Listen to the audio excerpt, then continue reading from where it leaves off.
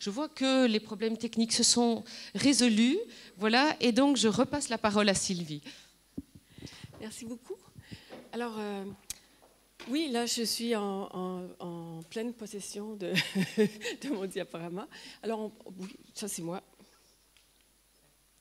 Alors, dans la présentation de ce matin, ce que je voulais aborder rapidement, c'était évidemment les contextes sociaux dans lesquels cette recherche a été pensée. Je vous parle succinctement de la recherche, puisque je vous présente vraiment des résultats d'une recherche dans laquelle on pourra discuter, on verra la rencontre des migrants avec les services, la rencontre des savoirs et des pratiques, la rencontre des normes et des valeurs, là où ça joue le plus. Et finalement, j'aimerais conclure avec l'idée que tout cela est en mouvement. Bon, les contextes urbains. Rapidement, hier, on a eu une présentation de mon collègue Richard Massé qui présentait un peu la situation au Canada et au Québec. Pour vous donner une idée, donc, à Montréal, on parle de entre 31 et 33 % de la population qui serait immigrante et donc qui est vraiment née à l'étranger. Si on compare avec la ville de Toronto, on parle de 46 % à Toronto et on est à 46 % à Vancouver et 49 %, mais je crois qu'on a dépassé le 50 % à Toronto. Pour ce qui est de Montréal, la particularité, c'est qu'à Montréal, c'est extrêmement varié. La population est très diversifiée et comme on voit ici, on parle de plus de 100 pays sources desquels proviennent les migrants. À l'intérieur de cette provenance très variée, on voit que l'Algérie, le Maroc, la Tunisie, le Liban se situent toujours dans des places enviables en termes de producteurs ou fournisseurs de migrants. Et l'hôpital où j'ai fait la recherche, un des hôpitaux où j'ai fait la recherche à Montréal, c'est le quartier Côte-des-Neiges. Et pour vous donner une idée, vous qui intervenez auprès de la population migrante, dans Côte-des-Neiges, il y a plus de 100 langues maternelles différentes. Alors, quand on parle d'une adaptation des soins à la diversité, on est totalement en dehors d'un paradigme qui voudrait qu'on puisse développer une expertise avec un groupe en particulier. Et c'est pour ça que je parle de diversité. Pour ce qui est de la diversité religieuse, qui est au cœur de mon étude, mais qui est aussi au cœur de projets, enfin de discussions dans nos sociétés, c'est le fait que justement, la migration a fait en sorte que l'islam, qui était quasi inexistant avant, il y a 30 ans, est devenu la deuxième religion en importance au Québec. Donc, qu'est-ce que ça représente pour les milieux de soins? Puis là, certains d'entre vous vous reconnaîtrez. C'est sûr qu'on parle d'une variabilité des structures familiales. On parle aussi d'une diversité de croyances religieuses, une diversité des pratiques culturelles et de genre.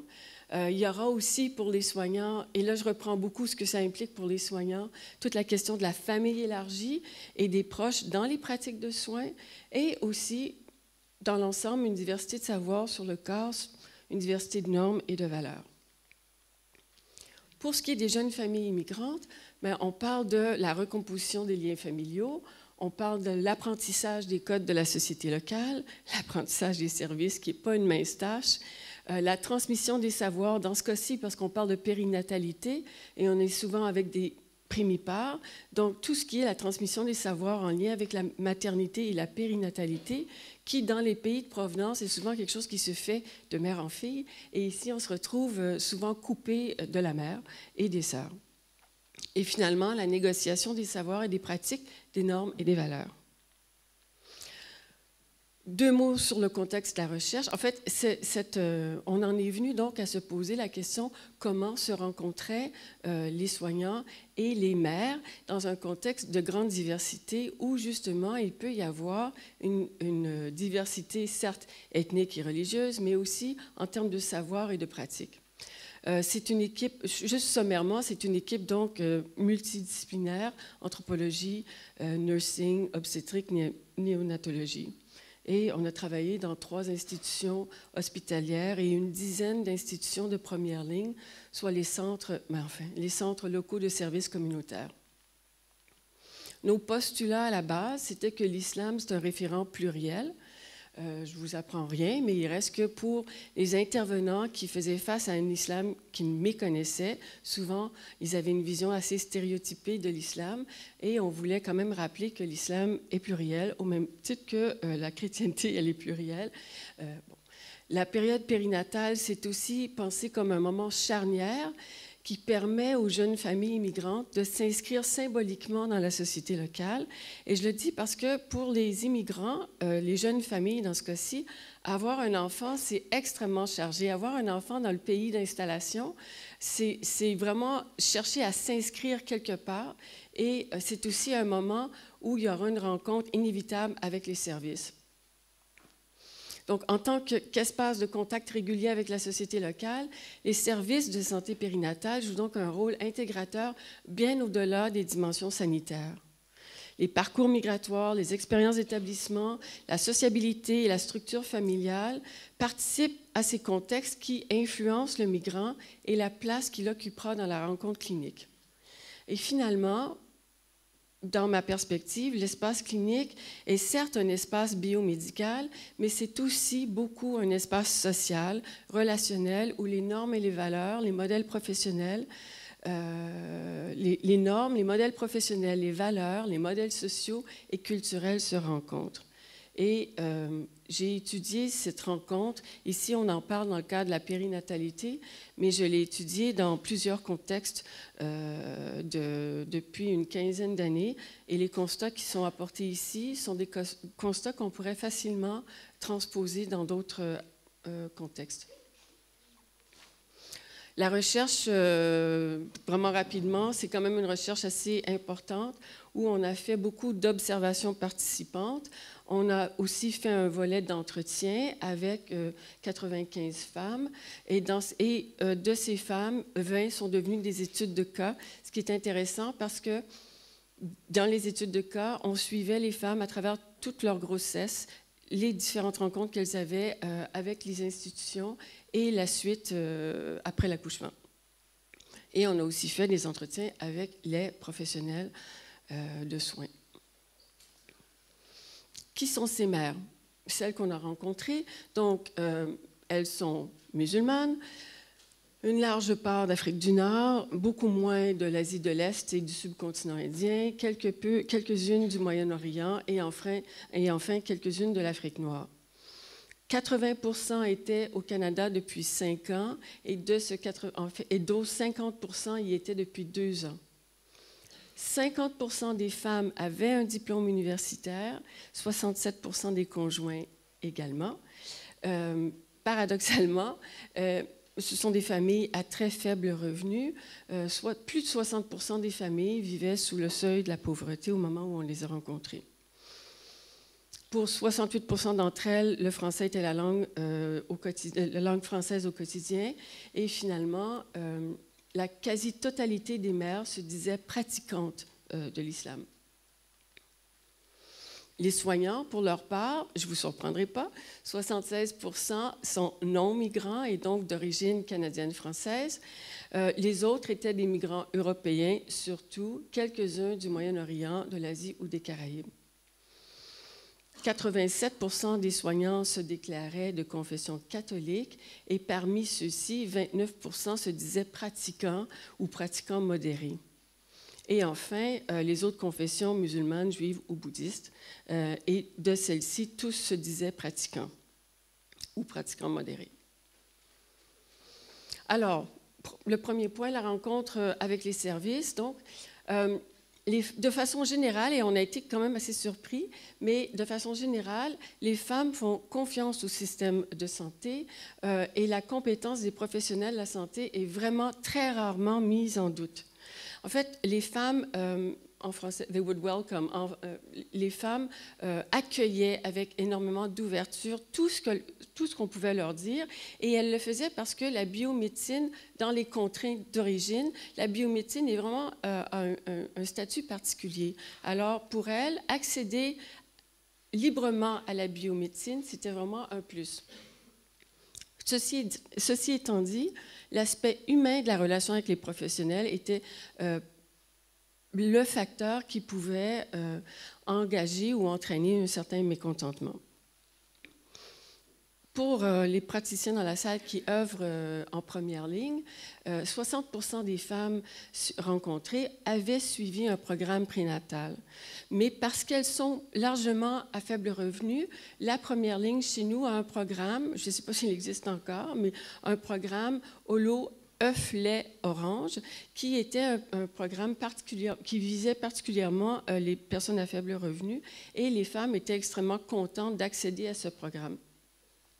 Et aussi, dans le cadre de notre système de santé au Québec, toutes les femmes reçoivent une visite à domicile suite à l'accouchement, ce qui fait qu'elles ont toutes été vues, presque toutes, par un clinicien, enfin, un soignant du système officiel. En première ligne, il y a un objectif qui accompagne ces services. C'est vraiment un objectif de socialisation et de réseautage. Et dans ce sens-là, les femmes qui ont suivi ces cours étaient extrêmement et ont eu droit à ces services, ont pu bénéficier des services, ont grandement apprécié l'ensemble des services auxquels elles ont eu droit. Reste que certaines femmes ont quand même eu beaucoup de difficultés à entrer dans le système. C'est-à-dire qu'une fois qu'elles ont franchi la porte et qu'elles connaissent le système, ça va bien, mais pour le découvrir, ça peut être ardu. En ce qui a trait à la rencontre des savoirs et des pratiques, les savoirs experts, d'une part, les savoirs experts sont quand même très hétérogènes et peuvent varier selon les cliniciens et selon les lieux de pratique. Comme la recherche traversait de la première ligne à la troisième ligne, c'est quand même étonnant. Les infirmières en néonatologie peuvent dire des choses qui sont totalement différentes d'une infirmière qui travaille en service communautaire, en termes d'application de soins, etc. Les savoirs, comme j'ai mentionné tantôt, sont relativement peu questionnés par les mères et qui sont vraiment très réceptives par les savoirs et les pratiques. Lorsqu'il y a une différence entre les pratiques périnatales traditionnelles et les pratiques proposées par les professionnels, les femmes ont vraiment, tu sais, en santé, on se sert beaucoup du terme compliance, et on pourrait dire que les femmes font généralement preuve de compliance. Et c'était vraiment, j'ai donné quelques exemples. Je suis au Canada, donc je fais comme on me demande ici. Ou encore une mère multipare qui nous raconte comment elle a appris à allaiter alors qu'elle en était à son troisième enfant. Mais elle disait que dans le fond, ce qu'elle avait appris, c'était mieux parce que son enfant se portait mieux, puis elle avait apprécié l'information.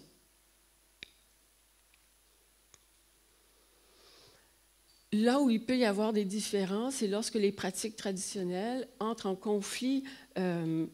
C'est-à-dire que les pratiques traditionnelles vont entrer en conflit lorsqu'elles sont perçues comme étant dommageables pour la santé de la mère ou de l'enfant. Et c'est dans ce contexte-là qu'il va y avoir un compromis et souvent une négociation dont la finalité est relativement positive. Mais ça, c'est en particulier pour la première ligne. La troisième ligne, ou en milieu hospitalier, cette négociation est moins facile. Peut-être parce que la première ligne vit la diversité au quotidien. La diversité, elle est beaucoup plus proche des gens. Dans le CLSC, le Centre local de services communautaires, ou dans le quartier Côte-des-Neiges, où il y a plus de 100 langues maternelles, les cliniciens qui rencontrent les familles, ça fait partie de leur quotidien. Alors qu'en milieu hospitalier, vous avez parlé de l'hôpital tantôt, c'est un lieu particulier avec ses règles et ses codes, et la diversité n'y trouve pas nécessairement le même accueil.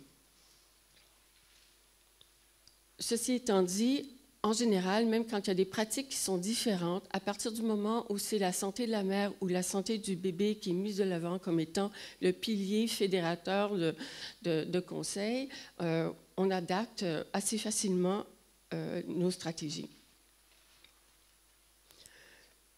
Par contre, et là je parlais de la première ligne, en milieu hospitalier, les enjeux sont différents parce qu'on peut, surtout en milieu de troisième ligne, c'est qu'on parle souvent, il y aura des enjeux autour de la vie, autour de la mort, la qualité de vie de la mère ou la qualité de vie du fœtus, et toutes les notions d'autonomie. En fait, les normes et les valeurs qui sont véhiculées en milieu hospitalier ont un poids différent dans le quotidien des gens.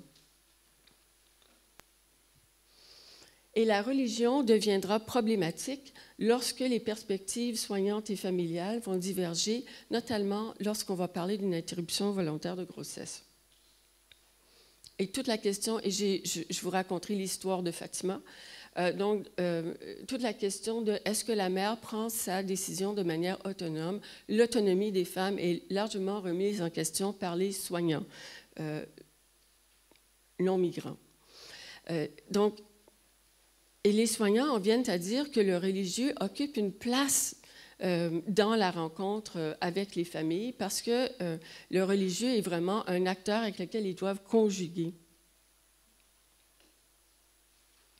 Et cet acteur peut souscrire ou non à une interruption de grossesse, au maintien de la vie, aux divers tests de dépistage anténatal. Et cette référence à Dieu peut vraiment indisposer, et cela indépendamment de la tradition religieuse. En fait, c'est davantage la position orthodoxe qui va interpeller. Et ce qui est étonnant, pas nécessairement dans cette recherche, mais à travers mes recherches, je vous dirais que la personne soit de tradition juive, catholique ou sunnite, ou si on a une pratique orthodoxe, c'est cette pratique qui va... Et souvent, les demandes sont les mêmes. C'est ça qui est fascinant. L'orthodoxie va engager une série de demandes qui peuvent heurter le personnel soignant, mais il faut comprendre qu'au Québec, il y a eu une révolution tranquille. L'Église, qui était vraiment très prégnante dans l'ensemble de la société, a été évacuée. Nos églises ont été converties en condominiums pour la plupart. Alors, une infirmière dira, on peut discuter longtemps, mais j'ai l'impression que les imams, ils ne savent pas de quoi ils parlent. Le professionnel n'a pas le choix. Il faut qu'il respecte le patient son choix. Il ne peut pas insulter le couple. Là, il faut l'accompagner. Je trouve ça dommage qu'on en soit encore rendu là, qu'il y a encore des extrêmes pour certaines choses. Même dans la religion catholique, on regarde le pape qui est contre le condom. Mais arriver en ville, c'est toutes des aberrations. En fait, toutes les considérations qui étaient d'ordre religieux pouvaient être, par certains, balayées du revers de la main. Le genre est un autre élément vraiment qui a énormément heurté et qui heurte beaucoup. Pour ce qui est du choix du médecin selon le genre, cette question mobilise beaucoup les soignants, énormément en obstétrique. Mais ce qui m'a étonnée dans le cadre de ma recherche, et cette recherche, elle a quand même duré peut-être 4 ans et demi, peut-être 5 ans sur le terrain. Et il y a eu, au cours de notre recherche, il y avait eu 2 demandes express pour avoir une médecin femme. Je veux dire, des demandes qui ont conduit à un changement d'hôpital, par exemple. Mais autrement, c'était une demande qui frappe beaucoup l'imaginaire et qui est très présente chez les soignants, même si dans le réel, dans l'action, elle se passe beaucoup moins. Et c'est ça. Donc, la religion est évoquée par une minorité de mères pour justifier leur préférence pour une femme médecin. Et pour 2/3 des femmes rencontrées, donc, cette question n'était vraiment pas prioritaire, bien que leur préférence soit pour une médecin. Mais je vous dirais, indépendamment de vos confessions, les femmes dans la salle, est-ce que vous préfériez accoucher avec une femme ou est-ce que vous préférez une femme gynécologue ou un homme gynécologue? En fait, vous voulez un bon gynécologue, mais si vous avez le choix, souvent, vous allez tendre, vous aussi, vers une femme pour des questions d'intimité. Et de dire Nadia, donc, en fait, la religion vous dit que c'est préférable que ce soit une femme, et dans les cas d'urgence ou dans les cas où il n'y a pas de femme, oui, on y va pour un homme. Néanmoins, toutes celles pour qui cette question s'est vraiment avérée problématique étaient de l'Asie du Sud-Est, quelques femmes du Maghreb et du Proche-Orient. Pudeur et conviction religieuse s'entrecroisent, et ça fait vraiment partie d'un héritage. Et cette mère pakistanaise qui nous dit « Je pense que les hôpitaux devraient avoir des femmes médecins pour les musulmanes, parce que tu ne peux pas accoucher en présence d'un homme. C'est contre notre religion. En tant que femme, on est vraiment inconfortable en présence d'un médecin homme. » Et bon, on essaie de resituer sa position. Et au moment où vous avez vécu cette question, vous arriviez tout juste du Pakistan, oui. Est-ce que vous étiez gêné d'en faire part à l'équipe? Oui, je ne savais pas comment leur dire parce que c'est si différent. Chez nous, il y avait des femmes médecins et on n'avait pas à faire cette demande. Et nous sommes c'est comme cela que cela doit être. It's our way. Une autre mère va dire, et elle raconte ici en fait qu'elle était en train d'accoucher, elle souhaitait accoucher avec une femme et on lui a dit, c'est beau, mais à telle heure, il y a un changement de garde et ce sera un homme. Et la mère raconte comment il lui restait une trentaine de minutes avant que le changement de garde se fasse. Et sa question, c'était, est-ce que je saurai accoucher? Est-ce que je vais accoucher? Est-ce que je vais accoucher? Et en fait, elle disait, mais ça dépend de moi. Je vais accoucher avec une femme si je réussis. Et si je ne réussis pas, c'est de ma faute. Mais il reste qu'elle a ri au cours de l'entretien parce que finalement, elle a eu son accouchement avec cette femme. Mais si j'ai incorporé ces diapos, c'est pour dire que lorsqu'il y a vraiment, de la part des femmes, un choix, en fait, ce n'est pas un choix, c'est une façon de vivre. Et arrivant du Pakistan, elles ne peuvent pas s'imaginer qu'un homme pourrait porter des soins. C'est viscéral. Donc, ici, c'est vraiment une question de pudeur. Oui, c'est associé à la religion, mais le temps aidant, peut-être qu'il y aura une flexibilité qui va s'installer, mais au départ, c'est juste que c'est une anomalie du système que de rencontrer un homme dévêtu. Par-delà le religieux, les inégalités de genre perçues vont beaucoup heurter.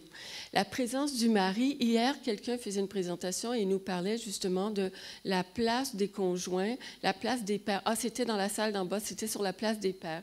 Et ici, c'est sûr que la présence du mari marque définitivement le discours des professionnels.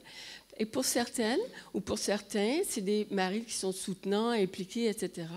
Pour d'autres, ils sont contrôlants, ils prennent la parole au détriment de l'épouse. Et de fait, les pères sont plus présents en comparaison des localités d'origine.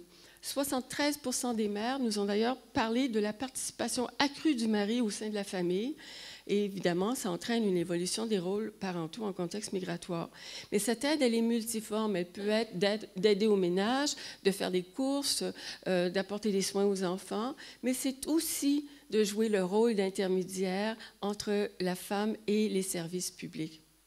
Et c'est vu par plusieurs des mères comme étant « Wow, mon mari s'occupe de moi », alors que dans le pays d'origine, le mari ne serait pas du tout présent.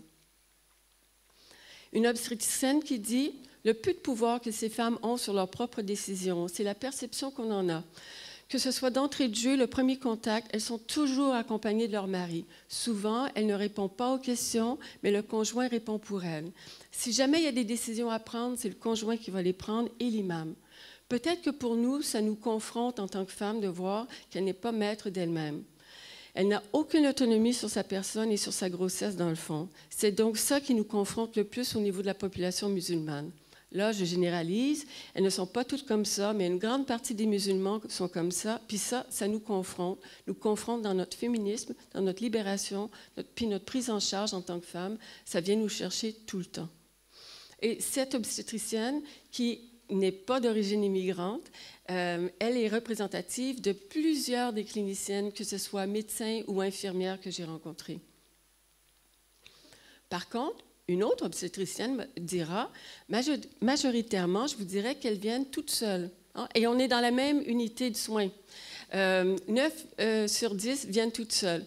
À un moment donné, tu vas voir le mari qui se pointe. Des fois, tu dis, est-ce que c'est parce qu'il y avait une échographie cette journée-là? Ou la dame va dire, je voulais que vous rencontriez mon mari. Mais c'est vraiment une minorité.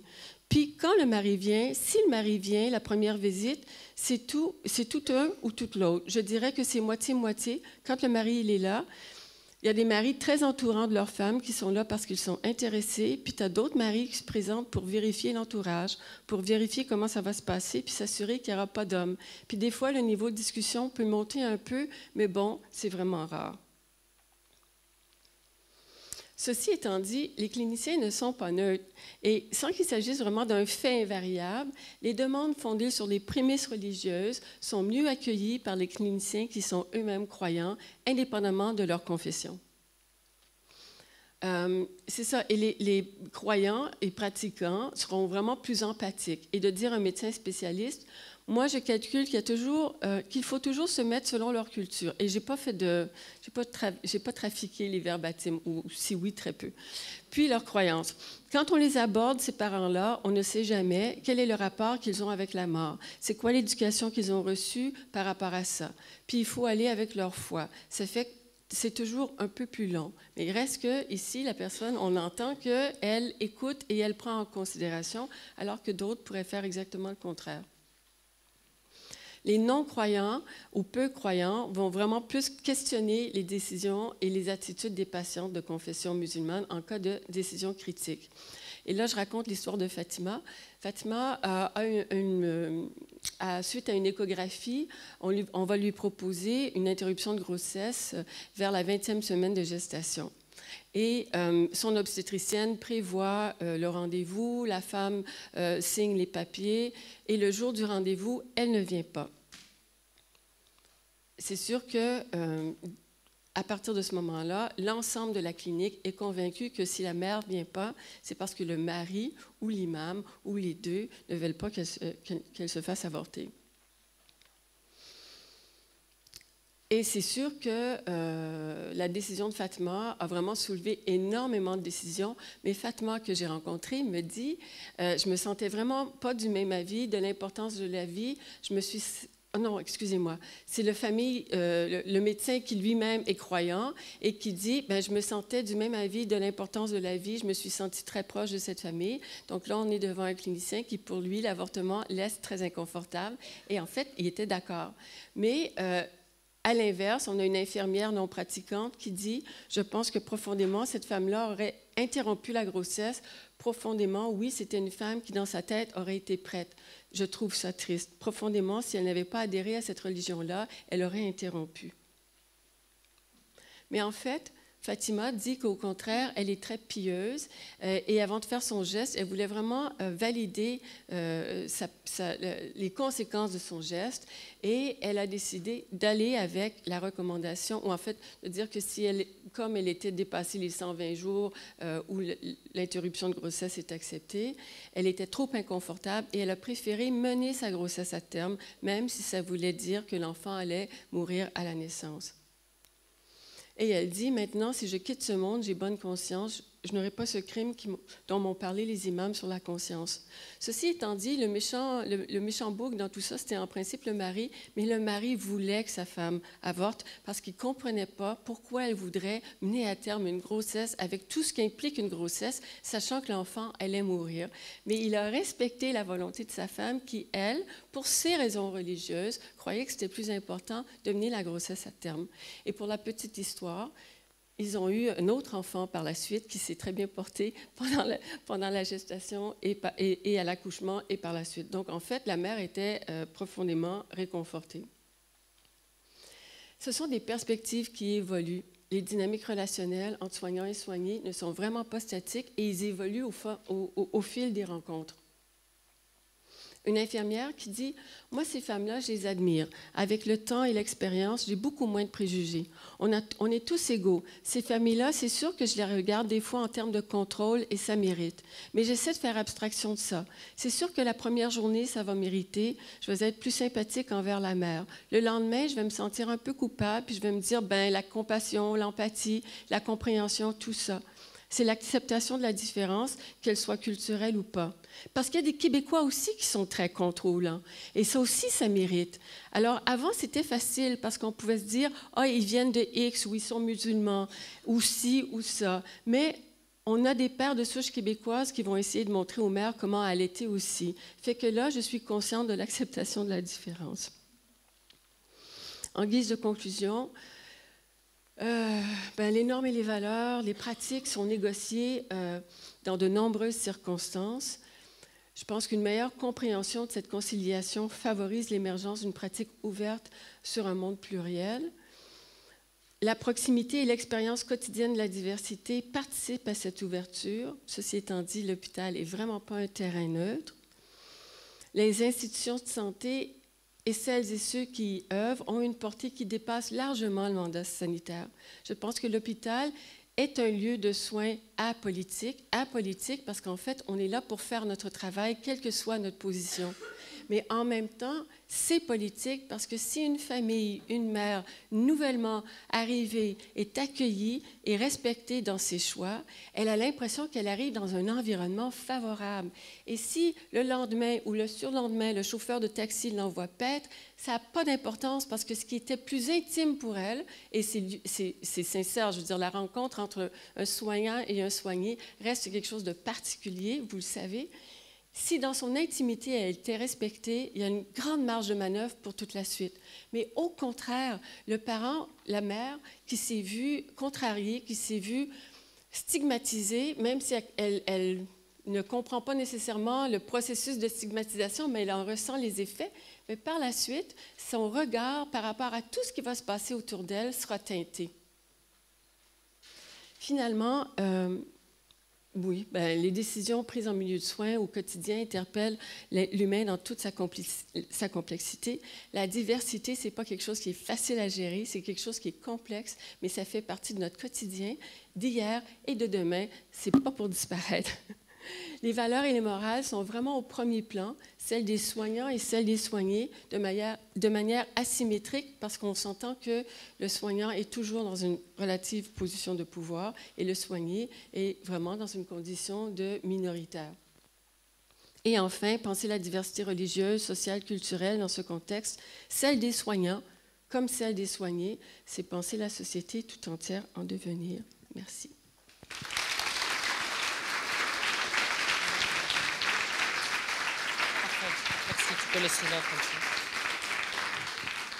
Alors, merci beaucoup pour cette intervention très intéressante et j'imagine qu'il y a des questions, des réflexions. Marie-France Reynaud, Université de Montréal. Merci beaucoup d'avoir introduit toutes les nuances qu'il fallait, il me semble, là, dans cette rencontre-là entre les femmes qui vont accoucher et leur personnel soignant. La négociation qui a l'air d'avoir lieu assez souvent, ça demande du temps. Est-ce que les soignants vous ont parlé de contraintes de temps, de pression qui fait que ça rendrait plus difficile de s'asseoir puis de parler pour comprendre vraiment ce qui se passe?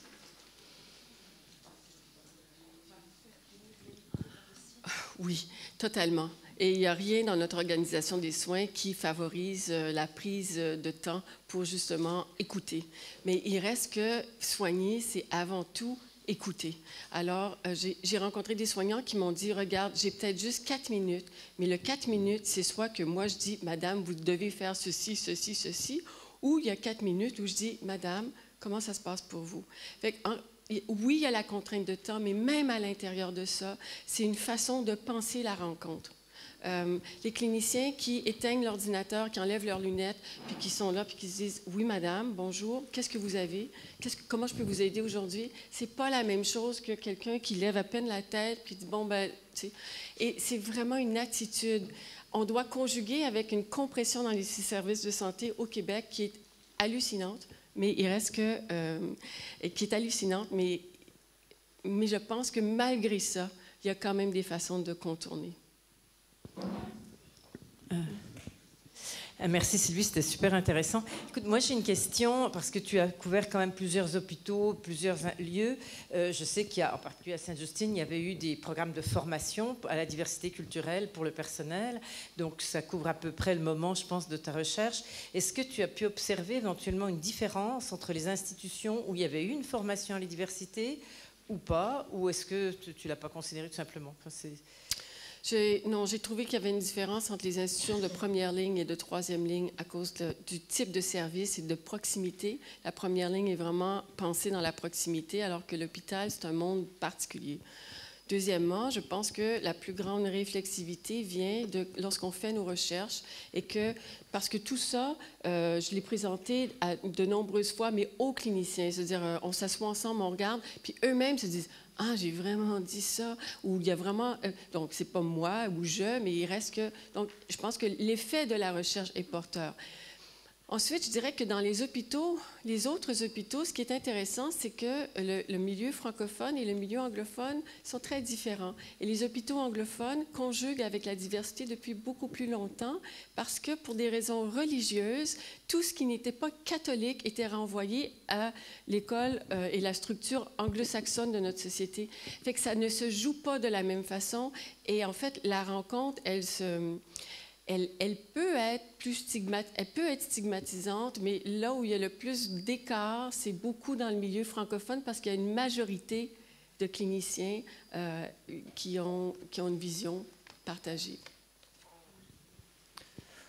Oui, bonjour, merci beaucoup pour cet exposé. J'ai peut-être une question de clarification par rapport au contexte spécifique du Canada, regardant les questions de genre et le fait d'accorder un prestataire du genre désiré par la patiente.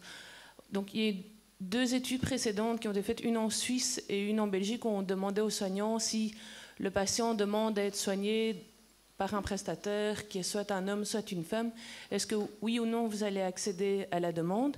Et déjà entre la Belgique et la Suisse, on avait observé des résultats très différents sur cette question de est-ce que oui ou non on va fournir en fonction du genre. Et pour la Belgique, l'explication qu'on avait trouvée, c'est que le cadre normatif de l'ordre des médecins fait qu'il y a des balises pour les médecins regardant cette question spécifique du genre. Et donc je me demandais si, dans le contexte québécois, il y a une directive d'un organisme, ordre des médecins, ordre des infirmiers, qui norme, entre guillemets, le comportement que peuvent avoir les prestataires. Mais il y a eu plusieurs étapes, mais je dirais que je pense que maintenant, il y a même des écriteaux qui va signifier, qui va dire que il y a aussi des hommes qui sont soignants. Mais je pense que la plupart des cliniciens, à partir du moment où ils voient que ça pose problème, ils vont chercher à répondre positivement. Je veux dire, s'il y a un homme et une femme présents, et dans ce cas-ci, cette patiente demande en particulier une femme, s'il y a une femme, elle va y aller. Je veux dire, en fait, c'est une question d'aller vers ce qui sera le plus productif dans la rencontre. S'il n'y a pas de femme, ce sera un homme, puis il sait qu'il va travailler avec cette dimension. Mais en fait, ça va dans 98% du cas, ça ne pose pas de problème. Mais oui, comme ce serait une question de langue, tu sais, s'il y avait quelqu'un qui ne parle pas le français, puis qu'il parle une langue et qu'il y a un clinicien qui parle cette langue, bien, ils vont dire, a priori, on ne peut pas l'assurer, mais si cette personne est disponible, on va aller la chercher. Fait que je ne pense pas que c'est pensé comme... c'est sûr que ça heurte, mais ultimement, on fait ces accommodements dans le soin souvent. Pourquoi est-ce que soudainement, le genre serait vient nous mobiliser davantage? Et je pense qu'il y a énormément de marge chez les cliniciens. Mais la règle serait qu'en principe, vous devez ou vous serez vu par celui qui est disponible pour vous voir. Et dans tout le temps où j'ai été là, il n'y a que 2 fois, dont une fois où vraiment les gens sont partis et ont changé d'hôpital. Pour un hôpital où la question en milieu anglophone, où la question ne surprend pas parce qu'elle est là depuis si longtemps. Oui, bonjour, Priscille Sauvegrain. Donc, moi, j'avais travaillé pour ma thèse sur les trajectoires de soins des femmes africaines ou perçues comme telles dans les maternités franciliennes. Et donc, merci beaucoup, Sylvie, pour cet exposé. Je connaissais déjà bien ton travail en réanimation, mais c'est vraiment intéressant de voir là, sur des terrains de maternité des 2 côtés de l'Atlantique, de voir en fait comment certaines représentations sont vraiment similaires. Et je pensais notamment à 2 choses. Par exemple, à femmes migrantes, maris migrants. Donc on voit que quand les soignants, donc là c'est vrai que toi tu t'intéressais aux familles d'immigration récente, moi je m'intéressais aux femmes et on sentait que dans l'esprit des soignants, à femmes migrantes, maris migrants, donc voilà. Et puis aussi sur cette pratique religieuse, effectivement quand elle intervient sur des décisions, des prises de décision très fortes sur la continuité ou pas de la grossesse, on sent que ça mobilise très fortement les soignants et que là la mise à distance pour pouvoir gérer ces situations est vraiment très forte. Et je voulais juste rebondir sur la dernière discussion parce que j'avais dans mes interviewés pour ma thèse un homme sage-femme et il avait montré un parcours, moi j'avais trouvé extrêmement intéressant son analyse. Il disait en fait, quand les femmes arrivent en consultation, pour peu qu'elles soient voilées, les aides-soignantes se mettent en ébullition, elles lui disent « Ma pauvre, vous savez, vous avez vraiment pas de chance, vous tombez sur le seul homme sage-femme de la maternité. » Et du coup, il me dit, puisque les femmes se font assigner cette identité-là, elles sont forcées en fait de se crisper en retour. Donc j'ai dit aux filles, vous arrêtez maintenant. De toutes les façons, je suis aussi en retard que les autres, donc elles ont bien le temps de voir qu'elles vont consulter un homme. Et puis une fois qu'elles m'ont vu 2 fois apparaître, appeler quelqu'un, une fois qu'elles sont dans le cabinet de consultation, je leur dis, on va faire la consultation. Si vous voulez pour l'examen vaginal, vous irez voir ma collègue aux urgences. Il me dit, finalement, elle ne refuse. Enfin, au fur et à mesure de la consultation, le lien se crée et puis l'examen se fait tout simplement. Donc c'est intéressant aussi de se dire qu'est-ce qu'on fabrique en amont, qu'est-ce qui est fabriqué, qu'est-ce qui est assigné aux autres au sein des consultations. Voilà. Donc il faut qu'on fasse des ponts entre les recherches en tous les cas. Merci beaucoup. Merci. Est-ce que quelqu'un a le micro déjà? Alors, peut-être là.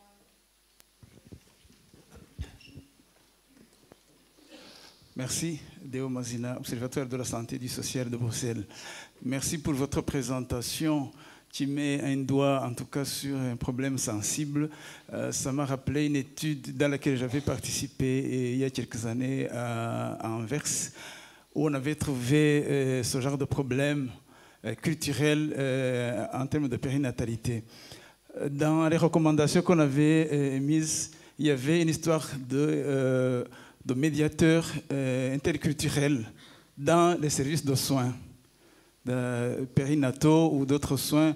Est-ce qu'au Canada, il y a eu une réflexion dans ce sens-là, médiateur qui signifie en tout cas une charge financière, une charge de travail un peu plus lourde? Bon, c'était difficilement applicable en tout cas. J'aimerais connaître l'expérience du Canada. Le Canada, je ne peux pas répondre, mais je pourrais parler pour les institutions dans lesquelles j'ai travaillé. Et ça rejoint peut-être la question de Christine tantôt sur la diversité. On a créé dans l'hôpital où j'ai fait la plupart de mes recherches, donc au Centre hospitalier universitaire Sainte-Justine à Montréal, on avait une équipe de diversité, ce qu'on appelait la diversité culturelle, et qui était une équipe de consultation. Donc, ce n'est pas de la médiation du cas par cas, mais la démarche était plus de rencontrer les équipes soignantes quand elles avaient une difficulté et de voir avec elles comment se présentait la difficulté et quels étaient les éléments de réponse. Et ultimement, on rentrait peu en contact avec les familles, les usagers, parce que la réponse était souvent chez les soignants eux-mêmes, mais c'est juste qu'il n'y avait pas de dialogue interdisciplinaire. Mais dans le dialogue, souvent, donc on était des pôles, mais plutôt que de nous placer devant les soignés, on se plaçait devant les soignants pour faire en sorte que ce soit eux qui génèrent les connaissances pour ensuite être capables d'agir. Pour toutes sortes de raisons administratives, ce service a perdu en importance. Aussi, c'est que politiquement, l'éthique clinique, la bioéthique a pris énormément de place dans le réseau de la santé. Toutes les institutions ont non seulement leur comité d'éthique à la recherche, mais ont aussi des éthiciens sur place. Et on a transféré, en fait, nos compétences à l'intérieur de cette équipe qui était largement sollicitée dans l'hôpital. Et donc, c'était pour toute difficultés morales, de valeurs, de normes. Donc la diversité s'est retrouvée embrassée dans un plus large ensemble d'échanges. On va prendre une dernière question. Oui, donc bonjour Madame Fortin, merci pour votre exposé. Je m'appelle Sabrina Zegui, je suis étudiante au doctorat en sociologie à l'Université d'Ottawa du Canada, et professionnelle de recherche au CERIF à l'Université du Québec en Outaouais. Donc c'est pour ça, d'où la confusion. J'avais une petite question concernant le suivi prénatal des femmes immigrantes. Vous avez indiqué dans votre PowerPoint que 60% des femmes avaient un suivi. Je me demandais comment ce pourcentage se situait par rapport aux femmes non immigrantes. Et aussi, j'ai cru comprendre, en tout cas dans une de mes lectures, je ne sais pas si c'était un de vos articles ou un rapport de Battaglini, que les femmes maghrébines, en tout cas, avaient un suivi prénatal tardif, donc souvent au cours du dernier trimestre de la grossesse. Je voulais savoir si vous confirmiez ces données. Merci. Dans le cas, manifestement, nous, notre échantillonnage s'est fait de façon extrêmement large. Je veux dire, on a brossé partout. On est allé dans des CLSC, on est allé dans des associations. On a essayé de recruter par voie. C'est pas un recrutement qui est systématique. Alors, on ne pourrait pas vous dire jusqu'à quel point. Puis notre but, c'était pas non plus d'être représentatif, mais de bien comprendre le parcours de ces femmes-là. Je pense que le 60% ou le 70% des femmes qui avaient suivi des cours prénataux étaient... j'ai aucune idée de ce que ça représente comme ratio, mais en même temps, j'ai quand même beaucoup entendu en obstétrique les obstétriciens dire qu'effectivement, il y a des femmes qui échappent au système et qui arrivent très tardivement. Mais je n'ai pas les données pour vous dire où elles se situent par rapport à... c'est très pertinent et je m'excuse, je n'ai pas la réponse. Oui. Alors merci parce qu'on a pris du retard à cause des problèmes techniques et donc on va maintenant faire la pause, mais si tu pouvais montrer les dias que je donne...